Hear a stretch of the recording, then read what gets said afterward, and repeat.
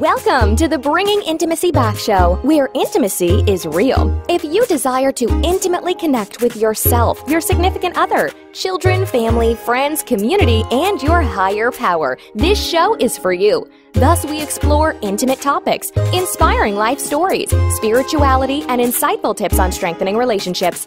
This show is hosted by Dr. April and her co-host, Dr. Kelly. Now let's get this episode of the Bringing Intimacy Back show started, because we share with you the secret power to intimacy to create a life you love, or love the life you create. Now here's your host, Dr. April, and co-host, Dr. Kelly.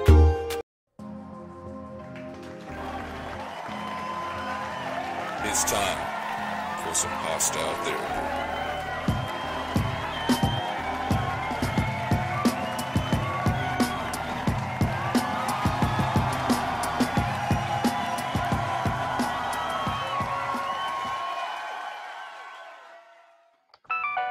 Phone call. What's going on, Stephen A? How's it going, Red? It's going okay, man. How are you doing? I'm here to get a few things off my chest. Oh, go ahead. About Mr. Kwame Brown. Oh, no. Now, Kwame Brown, we're dear, dear friends, and we've never met. What? I was supposed to be at his birth. I was supposed to follow 3 wise men, follow the North Star, and we're supposed to bring myrrh and frankincense. I got caught up in traffic. But I would be doing a disservice if I didn't talk about Kwame Brown, the #1 pick of the Washington Wizards in 2001. Right. If I were to say he was a decent basketball player, no, he wasn't. He was garbage. He was a scrub. To say anything else would be blasphemy. He was an okay player. To say he had an ounce of talent in his small hands would be as a 9, as a 10, as 11, as a 12 to the 4th power. It would be ostentatious at the least. He was a #1 pick in the NBA. He was only a teenager when he made it. Come on. and he wants to come at Stephen A. Smith like I'm supposed to be scared of him. You are. Have you seen my hairline, Kwame? No one has. You think it has gone back because of genetics? No, my hairline doesn't want me to yell at it. That's why it's going to the back of my head and kicking my own ass. Regardless of what that scrub has to say about me. Well, I ain't even thinking about it. I'm too busy listening to your podcast. Thursdays at 7 p.m. Find it on Spotify, iTunes, just to name a few. thanks for the shout out. Could you hold on for a sec? I got another call coming in. Hello? What's going on, Red, you bitch-ass motherfucker? Whoa. Kwame, enough with the insults. Come on. What's up? Nah, it's no big deal, Red. I talk about everybody like that, man. We still cool. Cool. With your skin looking like the Sunny D bottle in front of a refrigerator light at its brightest. Okay, Kwame. I'm on the phone right now, man. What do you want? What do you want to talk about? Huh? What's up? What I want to take a basketball shoe and shove it down Stephen A.'s throat and choke him to death. Well, I happen to be on the phone with Stephen A., man. Would you like to talk to him? Oh, you got him on the line? Yeah. Put his bitch ass on the phone. Say no so more. I can give him some of this mama's cooking. Stephen A.? Red? Yeah. We go back a long ways. No, we don't. I'll never forget that you are the one who entrusted me with the scalpel at your daughter's circumcision. No. At a Waffle House table during peak hours. But if you ever leave me on hold for 18 hours, 43 minutes, and 18 seconds, I will have you suspended from the NBA for your nefarious and irascible acts. What? I got Kwame on the line, man. Would you like to talk to him? Oh, you think I'm scared? You think I'm scared of Kwame Brown? Listen here. You see, again, this hairline. You see, I go on TV with this every week. Yeah. You think I'm scared of Kwame Brown or Rasho Nesterovich? What? Yeah, bring Kwame Brown on. Okay. Kwame, are you there? Yeah, I was just calling to see when's that baby due in your forehead. You about 8, 9 months now? Oh, you just gonna go to the hairline again. I go on TV and brush this every week and smile about it. You think you're gonna hurt my feelings? Talk about my hairline? You're Kwame Brown for crying out loud. I'm Kwame Brown, but I'm gonna give you some of this mama's cooking. You keep running your damn mouth. You think I'm scared of you? Okay, how about this? Listen up. I live at 764 Walnut Grove, New York, New York. Meet me there if you think I'm scared of Kwame Brown, the #1 pick of the 2001 Washington Wizards. We'll see who's scared. Why would you do that? That wasn't smart. Not smart. Stephen A. Red, I'm not scared of him. He's not even gonna show up. Hold on for a minute, Red. Someone's at the door.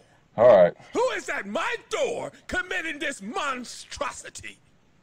Oh, shit, Kwame. Oh, I didn't mean none of it. Time for you to get some of Mama's cooking. Oh, I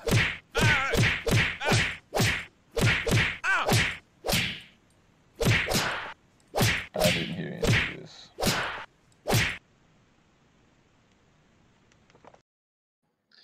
Yeah, if you lost any of your hearing from all that yelling in the background from Stephen A., I apologize for that. It's okay. All right, so everyone's turning into the podcast. I'd like to welcome my guest, Dr. April Brown of the podcast show, Bringing Intimacy Back. She is a relationship, intimacy, and a certified Christian sex therapist, and she is going to hopefully give us some wise advice on this show. Thanks for coming to the show. Oh, welcome. I'm excited about it. I'm excited to have you on. Yes. Were you just helping somebody before coming on here? Yes, exactly. Yes. Working with a couple dealing with affairs. Okay. Now let's start off with this then. Let's give some background.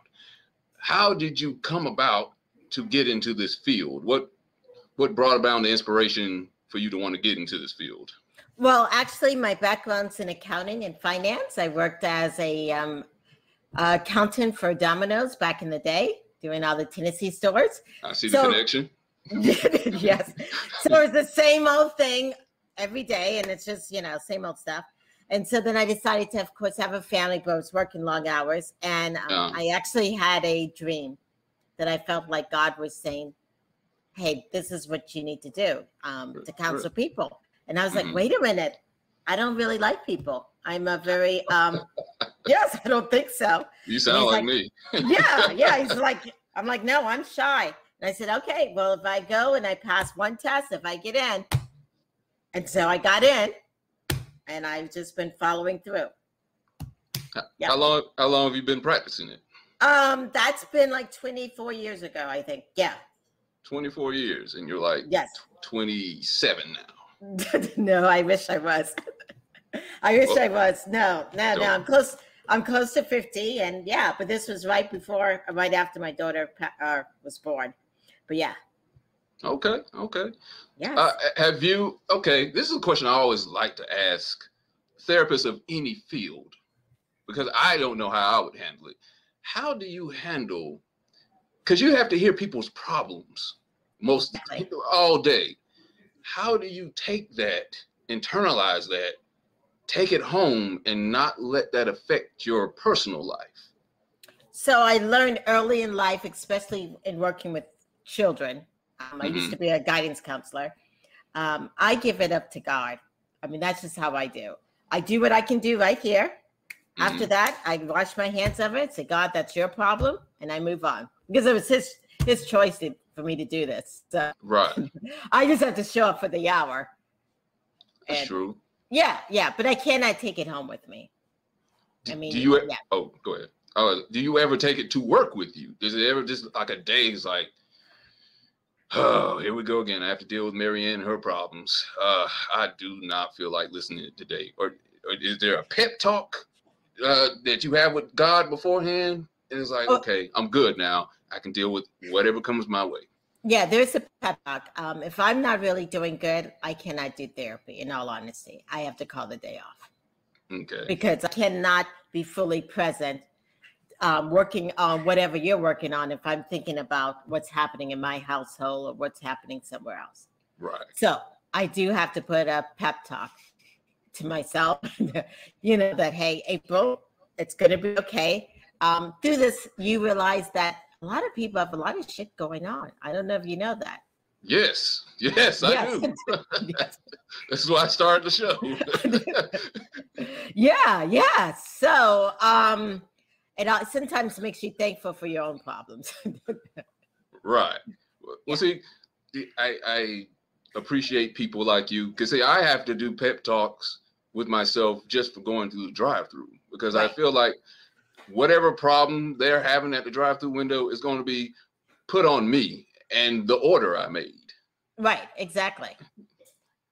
So you have to have that, especially as a therapist, have to have that. You got to do self-care. Mm-hmm. You know, I do talk about intimacy a lot. Okay. And one of the intimacy is self-intimacy. So you really do have to know yourself, do self-care, you know, if you're really helping other people, even what you're doing. Yes. Self-care is critical. Let's delve in that a little bit. What would you call self-care? What would you do? What would you tell somebody to help care for themselves before they go out in the outside world, in any type of field? Right. What do we need to do? So there's a variety of different self-care. Of course, one of the number one is working out, because you sweat and you release, and this is extremely helpful for people under a lot of stress, or for men, whatever. Another, sometimes people journal. Journaling really good. Like when you're really upset, let's say you're in a relationship and you're really upset. Sometimes it's better to journal it out, curse the person out on paper, destroy it, of course. I'm writing this down. Destroy it, of course. Don't let them see it. Oh, they can't see it. Oh. No. But you just put it out there. You know what I'm saying? You just release it. Because especially in relationships, when you're working with someone, like in a regular job, and you're upset with them, you don't usually just spit out what you want to say. You think about it and all that. But when you get home, sometimes you get upset with the person and you just let it all fly. And really, that person, you should show your best customer service. So I like how you put that. Yeah, yes. Some people paint. Some people do music, sing, dance. You know what I'm saying? Just for self-care. Some people go and get their nails done. I mean, I get my nails done, but I don't see it as self-care. But yeah, it's what makes you relax. Whether it's a massage, what do you do that makes you relax? It's a good question. Let's see. Lately, and I don't know if this is even a good thing, but lately I've been watching the old show Sopranos. Okay. Yes. That it's a great show. I waited like 20 years too late to watch it, but watching TV basically. I was working out. That's another thing I do. If I can, and I don't get a lot of it, sleep. Yes. Do you know how critical sleep is to your mental health? Yes. Yeah, I kind of explain it to people. I'm a mental health counselor also. So when you're awake right now, there are these automated workers that are doing everything. Right. And then when you go to sleep, the repairers come in and they put everything back. But when you don't sleep, it's like going to TJ Maxx on a Black Friday where things are everywhere. Yeah. That's what happens when you don't sleep, because you don't allow the repair chance enough to put everything back. Right. Yeah, which can, yes. Well, well, here's another thing. Where we're trying to find something for self-care, some people mistake harmful activities for self-care, like overeating, drinking, trying to think of something else, getting into fights. I don't know. I'm just gonna make up stuff on the spot. But some people can't tell the difference between what is negative for themselves and what's a positive thing. What kind of advice would you give somebody who can't differentiate between the two? Right. So overeating or drinking and that kind of stuff, that means you're stuffing it. So you're taking something and it's altercating your mood to where you don't even resolve the issue. Right. And it causes you to be totally away from it. it's like you withdraw from it. Right. Okay. And then you have these side effects afterwards. So that's one way of making it that it's not healthy. Like when you avoid it. Right. That's a good way to put it. Right. I know Reese's is probably one of the self-care things I need to stay away from, but sometimes when I'm not feeling too good, I pop a Reese's in.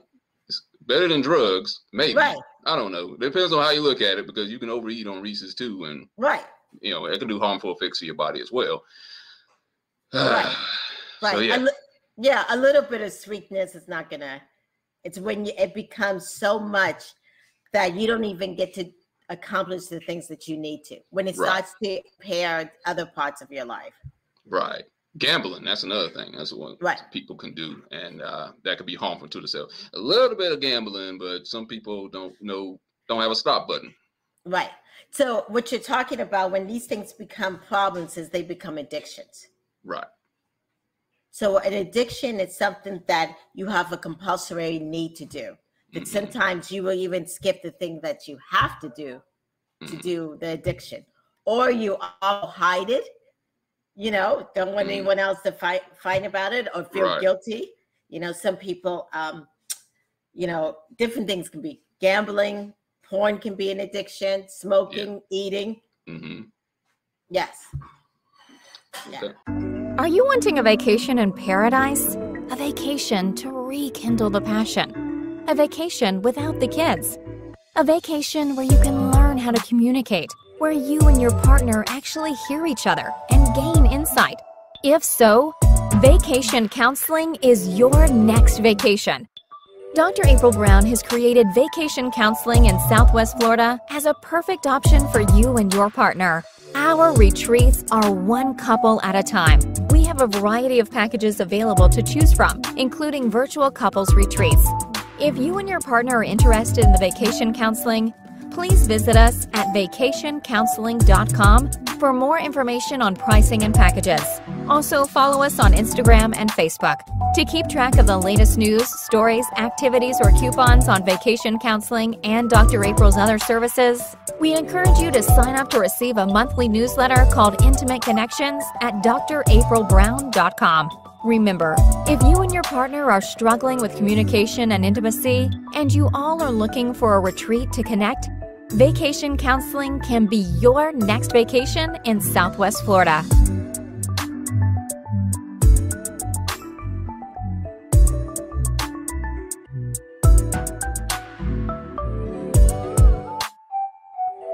Have you ever been through a family, I guess, maybe asking you to help them do an intervention for a problem?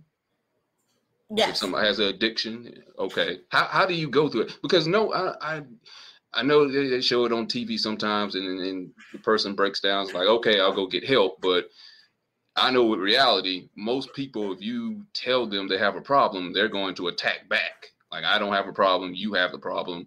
How do you carefully talk to someone to get them to go get help? So it depends what kind of relationship you have with that person. Yeah. Yes. Even if you have a very, let's say, a toxic relationship and you bring a therapist in, that's not going to help. Right. Okay. They're probably already on guard once they see you. Right. Yeah. Right. People are going to only help when they respect a person, when it comes across very loving. Right. That, hey, that this is something that may help. But people only change, in all honesty, people change when the pain is greater than the fear of change. Right. That's when people change. That's true. That's true. Now, I had this question. Interesting title, Christian sex therapist. Yes.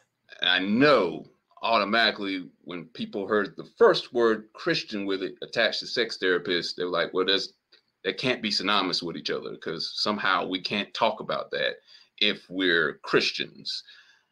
I know there's a certain sect like that Yes. they like give you some pushback, like we're not supposed to be talking about that because somehow it just doesn't exist, even though that's how we came about on this planet through that. What do you tell those naysayers that don't want you to have your title connected to Christianity? Well, number one, God created sex. Yes.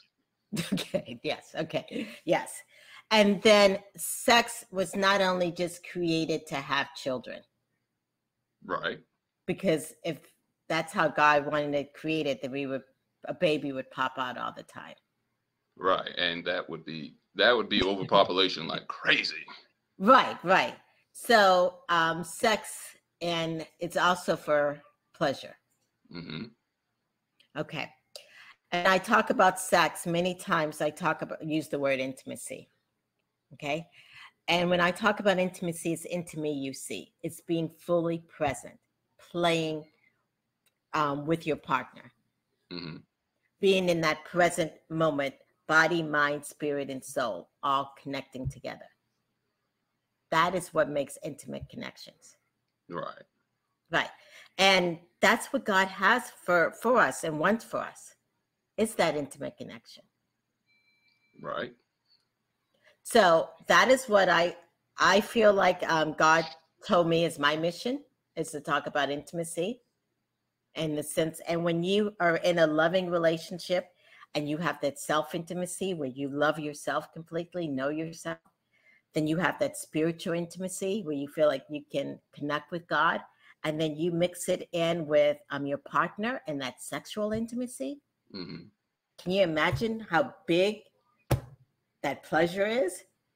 How that big sometimes those orgasms are? Right. Yeah, when it's all connected. So what would you call sex without the spiritual intimacy? And when I talk about spiritual intimacy, so I call it God, of course. That's how I grew up.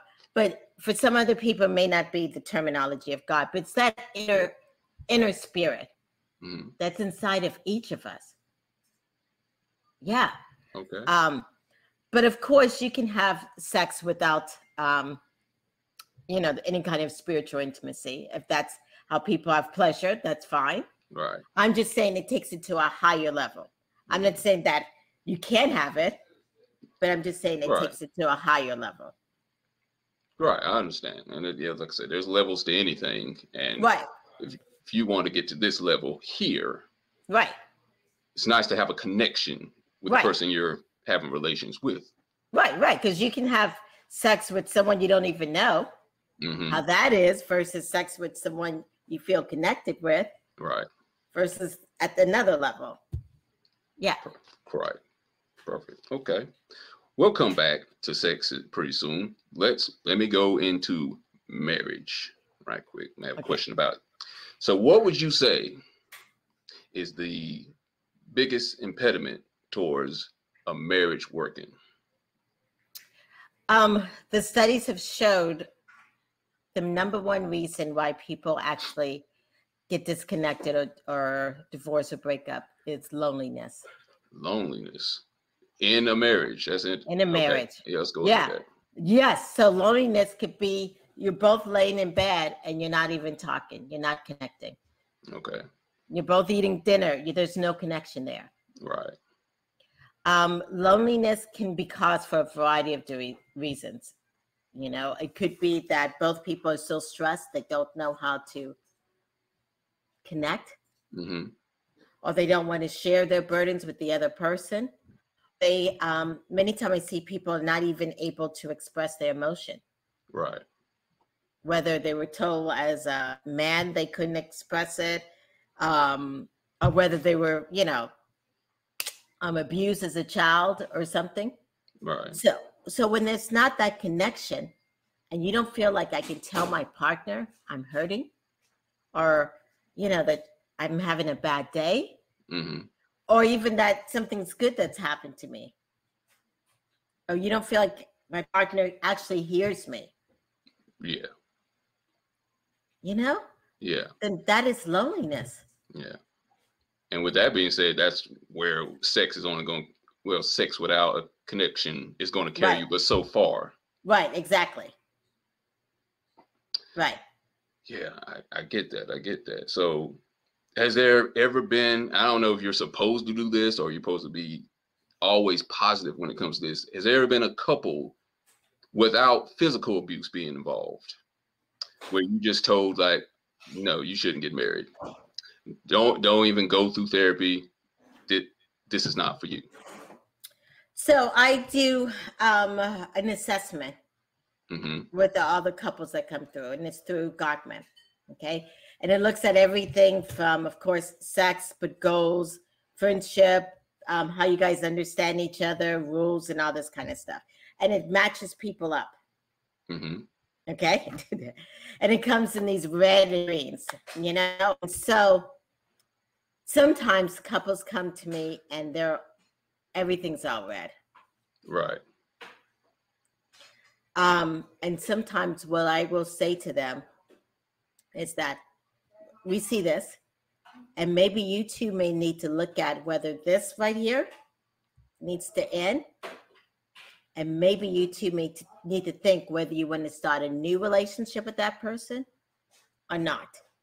A new relationship with that person or not. Okay. Explain that. So when you put it that way, they look and they say, sometimes they say, you know what? This is a lot of work.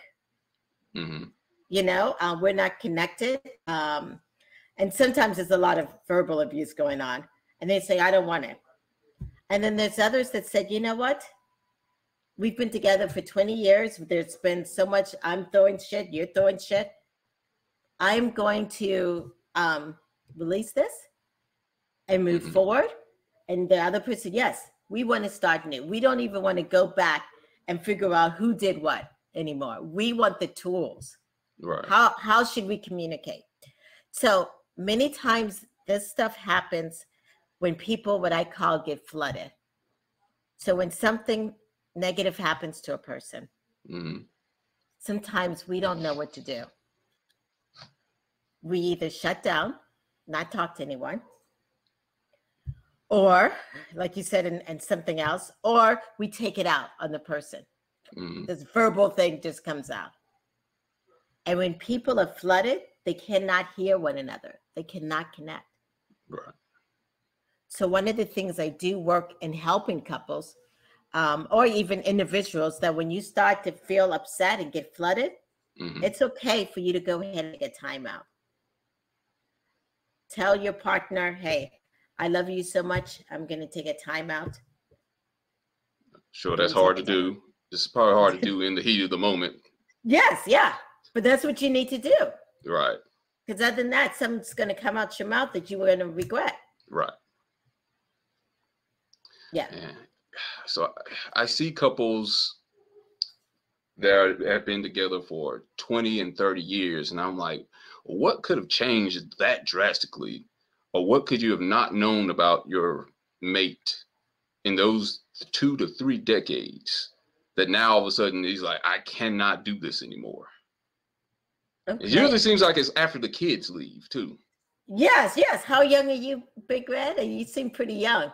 I'm 40. Oh, 40. Okay. Yeah. Okay. I wish I was turned it around, 04. Okay. But no, I'm 40. Okay, 40. Okay. Well, sometimes what happens, in all honesty, is that people lose themselves. You know, that maybe when you got into the relationship, you were funny and all this kind of stuff, and then life happens, and all of a sudden, you don't even know yourself anymore. Right. You know, you're not playing basketball anymore, not hanging out with your friends. You're not laughing anymore. You're just going to work, bringing home the paycheck, going to work, bringing home the paycheck. How do you get that? How do you get that back? How do you get that back? Yeah. Well, yeah. How you get your groove back? Yeah. Bringing intimacy back. First, it starts with recognizing what you're doing. Right. And then it says, you know what? I want something different. I deserve something different. Let me start loving myself as much as I love everybody else. Right. That's self-intimacy, okay? That's not being selfish. Being selfish or being narcissistic is when we put ourselves above others. But many of us put ourselves below. So doing that. Once you start taking care of yourself, I don't know if you've noticed, Big Red, that people treat you the way you treat yourself. Okay. Have you noticed that? Yeah. Except drive-through cashiers, but yes. Exactly. For the most part.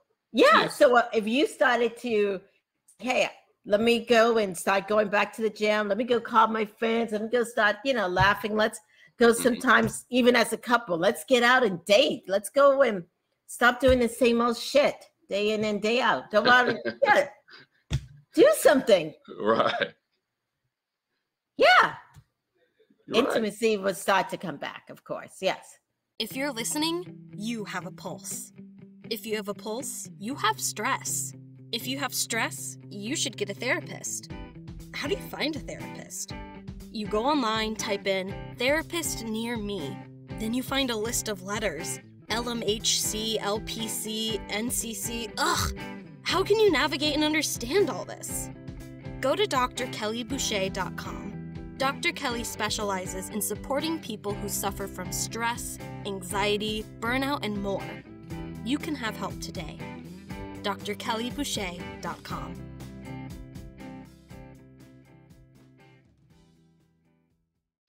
You know what I think is one of the things that kind of hurts marriage over time, and it's not really a fault of the other person, is, okay, let's say the person or a couple have been together for 20 years. Right. People change. Yes, they do. Yes. And going back to what you're saying with routine, and you're dealing with the same person in and out, and then for 10 years or whatever, and then all of a sudden they have some sort of change mentally about how they handle things or how they process things, and the guy or girl doesn't know how to handle that and may fall out of love because they're like, this ain't the person I fell in love with at high school, right beside the soda machine inside high school.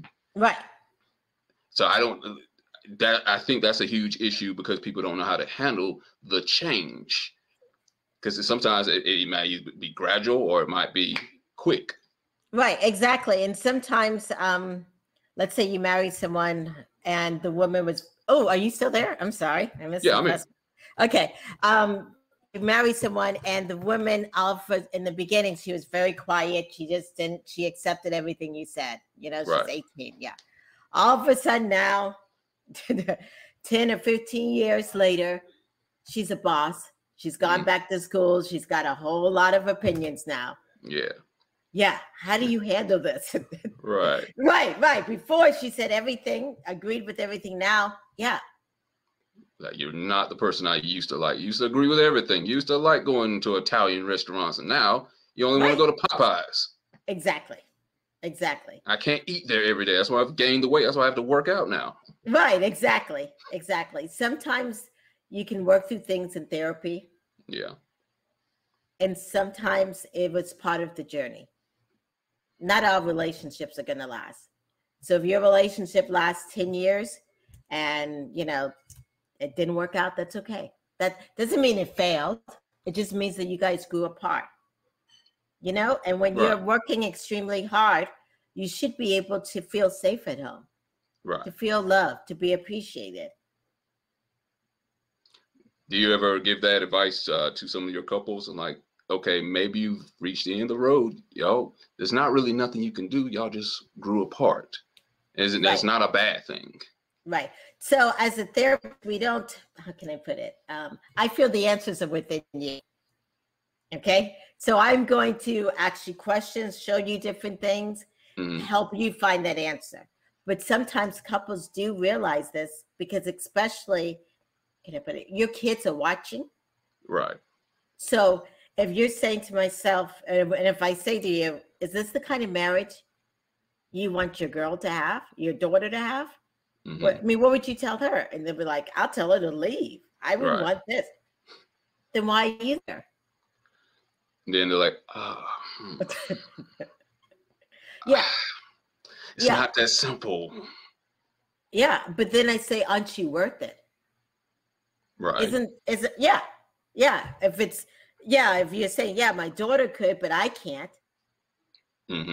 And sometimes it's giving people the tools and the skills to know how much they're worth. Yeah, that's definitely needed before people Yes. go into marriage, you know. Right. And I'm a believer not all marriages are blessed by God. Right. Because we can get married, we can pay a pastor to marry us. You know what I'm saying? Yes. Right. Well, I saw a good quote about that today about marriage. Right. And it's like, okay, let me make sure I don't misquote it. It's like marriage is not something you go into. It's something you create along the way. Right. Exactly. And it takes work. Right. It's not something that, you know, you don't have to work at it. You have to work at it. And you have to prioritize your marriage.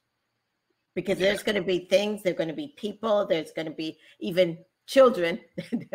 Yeah. And if you put all these things before your marriage, it can be disastrous. Right. So let's go with last year. Last year, 2020, we all know the big story. Right. COVID. Right. There was a huge uptick in divorces last year. People just like, they got to spend time with each other. They didn't have work to distract them. The kids were home. Anxiety maybe grew around last year. What kind of advice did you give to couples last year that were just going through it and seemingly could not stand each other all of a sudden in 2020? Right. So sometimes if couples become so enmeshed where they spend every minute together, you know, and they sometimes in the millennial generation, you feel like your partner has to be everything to you. My best friend, my nurse, my this and that. But when that happens, there is no air.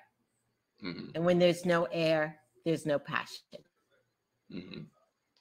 So you have to find ways to give yourself space. You know, to have, because if we're both looking at each other every day and there's nothing else going on, we have nothing new to bring to the table. That makes sense. They had no stories to tell about what happened at work because work was at home. Right. And everybody pretty much, and this is the bad thing about news is pretty much always negative all the time. So that's pretty much all you had to bring to your spouse. Is like, yeah, the numbers in COVID spiked again. Right. I don't know what we're going to do. Right, exactly. So for some couples, they did not make it through that. Yeah. Yes. Others found ways to be creative, to have their own little friend group, whether it's, you know, a Zoom dance group, you know, where the partner goes through that. Yeah, just something. Yeah. You know, you couldn't go on dates last year. You couldn't go parties or anything last year. Right. It's like, I gotta be stuck with you. I mean, I'm already stuck with you contractually by law, which is the marriage. But now I have to see you every day. And we can't go anywhere to release any of this anxiety or anger that we have for what is going on. Right, exactly. And a lot of us went through a lot of stuff with even just the Black Lives Movement, just a variety of stuff. And if you couldn't feel connected with your spouse, right. I mean, it's the same thing. Same thing with kids. I mean, you know, we love our kids, but we don't want to see them all the time. I mean, I know. We start to appreciate teachers much more. Right. I mean, yes. Yeah. You know, we haven't paid them anymore. Right. Exactly. We appreciate you. We'll tell you that to your face and shake your hand. But we're not going to pay you extra now. Yes. Yeah. Definitely.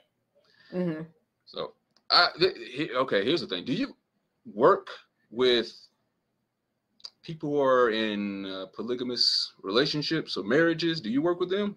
Yes.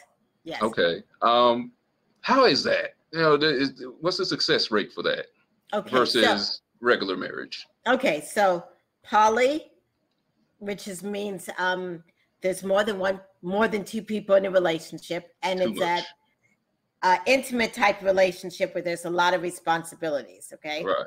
That they all share in the household. That's a poly. Versus open relationship means it's more than likely just a sexual thing.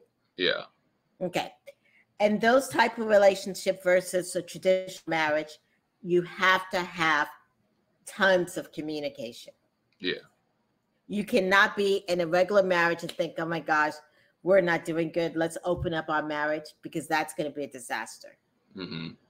Okay. Because in both of those things, you have to be honest and have a lot of open communication. Right. So, in a way, so you're saying it's much harder. It is extremely harder. Yes. Yeah. Yes. Because in that other one, yeah, you don't have to tell everything. But here, it's got to be completely honest. Who does what? Who sleeps where? All this kind of different stuff. Yes. Yes. It kind of depends in the sense if you have a community that helps with that. Yeah. And that communication. Mm-hmm. Yeah. Of course, how different people's belief systems. Because if you enter into a poly or an open relationship and you are, let's say, a jealous person or a person that really likes just one-on-one attention, it's not going to work for you. Yeah, I don't see how that would work. Yeah, yeah. And in some cultures, it doesn't really work as well. In other cultures, it does. And in some aspects. Can you be a broke person and be in those type of relationships? It seems like you got to have a lot of money. I don't know, high fives, 6 figures to be in one, because I just can't see Valentine's Day coming up and Mother's Day coming up and all these birthdays coming up and the kids involved, and this all coming out of my pocket. Besides that, and I don't want to work that hard at a relationship, is the reason why I couldn't do it. But what if you had 2 women who were taking care of you and they did the work and all you had to do is sit home and have everything? Somebody's going to be upset. And maybe 1, maybe 2 people that day. And I don't have the patience. Yeah. I don't have the patience. And they have to go home to that. And I know some of them, and I've seen on TV anyway, they may live near each other and live in just different houses. Right. That's a lot of traveling. Right. Right. And some of them all in the same house, but it's like, hey, I'm here on Monday, I'm here on Tuesday. No, no, I can barely organize my life. I can't organize other people's life like that. So it's not for me. I don't hate on anybody. It does it. It can handle it, but it's just not for me. And that's the poly. But then sometimes people just open up their relationship. Mm-hmm. They, like swingers. Yeah, that one to me, it seems like, well, since I can't fulfill this part of you that, I don't know, whether it's sexual or whether it's something emotional that you need, I'll allow you to go be with somebody else. But I'm not changing or doing anything extra to fulfill that. So go be with him while I stay at home and watch the game. Right. That seems lazy to me. Am I wrong for thinking that? No. There's some relationships where it's mono on one side and open on the other. Yeah. It's probably mostly the guys on that one, probably, isn't it? Yeah, I just kind of taking a wild guess on that one. Okay, so would you ever be in a poly relationship or no? What would be your reasons why you wouldn't be in one? Because I like one-on-one much more than that. Yeah. And it takes too much organization, and I'm not interested in that at all. Right. Yeah, but I can help tons of people with it, but it's just not my forte. Yeah. The only time I would want that is probably on my birthday, and then I would get a bunch of gifts. Okay. And then we would end it after that. Right. So some people, like I say, they just open it up for a special day. They have a threesome. And it just comes in for the sex, and that's it. I just want the gifts. That's too much. Oh, you just want the gifts. Okay, not the sex, just the gifts. No, just give me the gifts. Okay. That's all I want is the gifts. You got to leave after that. Yes, okay. And maybe some food too. And some food too, yes. Yeah. Okay. Hey, sorry to interrupt the good conversation that was being had, but I just wanted to tell you, if you would like to call in live to the show, you can do that on Thursdays at 7 p.m. And the phone number for that is 323-395-0206. And you can find the live stream on the Facebook fan page, Hostile Therapy Podcast, and the YouTube page, Hostile Therapy with Big Red. And now let's not waste any more time and get you back to your therapy session and back to the show. Okay, here's an interesting question. Because I try to look through things that might have increased divorce over the past 50 years. And here's one I don't know if people include in their studies, but I do think electronics, with being phones, laptops, and tablets, taking away intimate time when the person is right beside you, right, I think has played a huge part in destroying relationships. Exactly. And messing up families. Right. So as a couple or even as a family, having some kind of guidelines about what do you do with these phones. Right. You know, I know it's hard sometimes for people, including myself, who have businesses, but you have to learn how to shut it off at a certain time and not let it all, you know, or for those people who are, and not only the young people, but I know 50-year-olds who get so consumed with TikTok and all this other stuff. I hate trying to explain to, people 60 and above what TikTok is. Yes. But do you get consumed with it, that you just neglect the person that's next to you? I don't, but okay, it can, but I try not to. I'll say I try not to. I can't say I never have, but I tried to get away from it. Not even with social media. Social media is not even the biggest thing. I may have apps, or I just may be on Google, right, looking up stuff, right, random stuff like why is, I don't know, a daffodil yellow or something. I don't know, just random stuff. Right. And that's why I started my podcast called Bringing Intimacy Back, because of technology. Because I felt like sometimes I would see couples or even families at dinner, and instead of at a restaurant looking at each other and talking, their phones. They're missing. Yes. I'm checking the menu out on the phone. The menu is right in front of you. They're missing that intimate connection. Right. And once that moment is gone, it's gone. That's the only thing you have control of is right now in your present moment. Right. And many times we're not here. Like sometimes our minds are thinking about what we should have done earlier that day, or the dishes we need to do, body, mind, spirit, and soul at the same place. Yeah, but see, then people try to end up doing dishes and clothes while on the phone and doing all this other stuff at the same time. Right. And then end up washing the whites with the colors. Right, exactly, yeah. But not being at the same time is truly one of the things that has impact when people come about many sexual problems. Sometimes even just fixing that one thing of that when you're with your partner, that you're actually there, that you're not thinking about other things. Right. So what would be the answer to that be? Because I think a lot of people are actually addicted. We were talking earlier about people find things to help them self-soothe. Phones, tablets can be one of them. Right. So you practice mindfulness. Do you know what mindfulness means? Have you heard that terminology before? No, explain it for me. Okay, mindfulness means being in the present moment without judgment. Okay. So, of course, being in the present moment, and I'll talk about that, but without judgment means not judging yourself either. Okay. Yeah, so if you're truly being intimate or being present, you're there, body, mind, and spirit. So if you're intimate or you're with someone and a thought comes across, it takes you somewhere else, what about the dishes? You've got to learn how to use your 5 senses and bring you back to the present moment.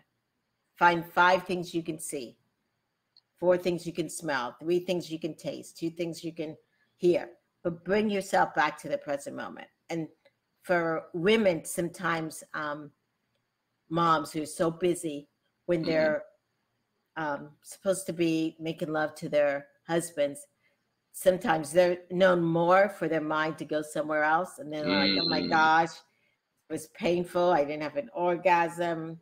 The guy's like, it just felt like you laid there. And that destroys the spiritual connectivity, I'm guessing, too. Of course, yes.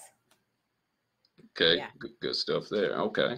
Now, let me ask you about, have you heard of this guy named Kevin Samuels? No, I have not. Kevin, oh, dang, I thought you might have heard of him. I was going to ask you your opinion about him. He's this relationship expert guy that's been like burning the internet over the past couple months or so. Okay. He just has people call onto the show, mostly women call onto the show, and they ask questions about how they get a high value man. And a high value man, for what I understand, is somebody that makes 6 figures and above. And he pretty much just critiques them, kind of like Simon Cowell critiques talent on American Idol. He critiques why they can't get a high value man through that description. Now, it has nothing to do with what they think spiritually or mentally or how smart they are. It's just pretty much how much money they make. And he pretty much just degrades the women that go on the show. He tells them to rate themselves between 1 and 10. You can't use the number 7. That's one of his rules. He says, you're like, you can't choose 7, 10 being the highest. What would you rate yourselves? And usually they rate themselves, 6, 8 or something. 8 would be like Kelly Rowland or Beyonce or something like that. And then he goes on a tirade and he tells them, this is why no one wants you. That's a high value man. I never get it though. They never seem to understand. Don't call this guy a show. He's going to grade you. Right. But this is how he's became famous, because he'll go up there and he's at these viral moments every time these girls go up there, and he's gotten famous off of it because he doesn't hold anything back at all. Right. Like he's actually worse than Simon Cowell. So I guess if Simon Cowell was on HBO in a rated R movie, that would be Kevin Samuels. Wow. So it looks like those girls don't know their worth, and they're calling to ask someone else, what am I worth? Yeah, because they're saying they're all trying to get married, and he's supposed to be a consultant and advisor to help them get there. And he's going to tell them what they need to do, or if they can't even do anything to get to that point. Right. And he lays it on thick. I wish you had check him out sometime. Okay, I definitely will. Put Kevin Samuels and just see what you think about him. See what your opinion. Most people don't have a favorite opinion of him if they're women. Guys, there's a lot of guys that worship him. Right. Too much, I would say, but yeah. Check him out one time. Right. I wouldn't want someone to tell me what my worth is. Right. That's what I started about talking about at the beginning, about that self-intimacy. Mm-hmm. You got to know your worth. Yeah. And that's how you portray and get the men that you want. Mm-hmm. It's called the law of attraction. What you put out in the atmosphere, you get back. Right. True. Yes. How we're going to finish is I'm going to give you 3 words. When I give you these words, I just want you to describe to me in a couple of sentences how they make you feel. Okay. Simple enough. No problem. Okay? Okay. The first word I'm going to give you. And I describe it after I hear all 3 or just one? Oh, just one. I'm going to give you one at a time. Okay. Okay? All right. So the first word I'm going to give you is love. How does that word make you feel? Comfortable, secure, respected, admirable. Okay. All right. Next word I got for you is wisdom. Wisdom, intelligence. Also makes me think of the spiritual wisdom of the higher power, letting me know things going on. It makes me feel blessed. Cool. Okay. And the last word I have for you is happiness. Happiness. How do you feel when you hear that word? Joy. Mm-hmm. Also love, intimate. Okay, good. All right. So that will be the conclusion of today's show. I'd like to thank you, Dr. April Brown, of the podcast Bringing Intimacy Back. I'm flubbed. I'll say it again. Rewind. Thank you, Dr. April Brown, of the podcast Bringing Intimacy Back. Yes, got it right. Thank you for coming on the show. Would you like to, give us some dates or things that you may be appearing on in the near future that people can find you at? Oh, yes, definitely. So my podcast is called Bringing Intimacy Back, and you can search it and find it. Also, I have a book called Improving Intimacy, an ebook that's out on Amazon. Okay. And starting in July, we'll have our second book, which is Self-Intimacy and Spiritual Intimacy. So, yes, if you're... And the third thing that I would love all your listeners to know about is I have a thing called vacation counseling.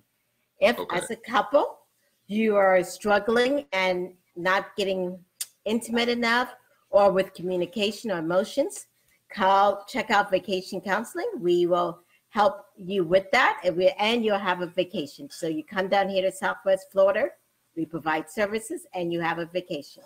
If you need to find out more information about me and other services, check out www.draprilbrown, so it's DRAPRIL, brown like the color.com. Check me out.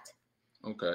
And your podcast, besides YouTube, do you have it on any other platform? Yes, it's on Spotify, iTunes, and all the other platforms. So definitely check it out. Give us a rating and let us know. Yes, check it out because a lot of y'all need it. You may not want to admit it, but a lot of y'all need some therapy, whether it's dealing with relationships or sexual partners, whatever. You need therapy. Just like I do. Yes. Nothing wrong with it. Break the stigma that we don't need therapy. We can just work it out on our own all the time. Right, because a therapist, it's non-judgmental, and we help you find the answers within you. So if you want to be a better person, definitely check us out. All right. So, okay. Again, thank you for coming on the show. Thanks for everybody joining us for Hostile Therapy, not because you want it, but because you need it. We'll see you on the next podcast on Thursdays at 7 p.m. Thanks for joining us.